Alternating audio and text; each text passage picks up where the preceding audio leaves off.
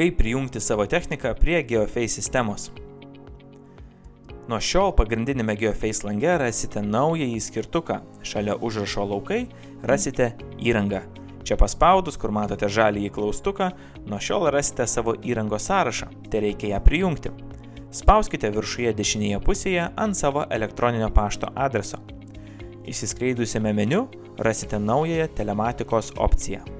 Paspauskite ant jos ir čia matote gerai jums pažįstamą John Deere operacijų centro ikoną. Spauskite prijungti.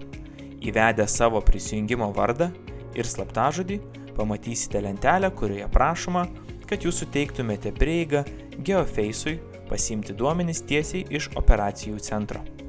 Paspauskite suteikti prieigą ir nuo to momento nustatymuose telematikos skirtuke rasite savo įrangos išsamų sąrašą. Taip pat pagrindinėme lange, ten kur paprastai žiūrite laukus, rasite dar kartelį savo įrangos sąrašą su jos darbo statusu, galbūt juda, galbūt stovi, taip pat matysite savo įrangą laukuose, matysite jos nuvažiuotą atstumą, maršrutus ir kitą jums reikalingą informaciją. Taigi sėkmingai pridėjote savo technikos parką. Sveikiname!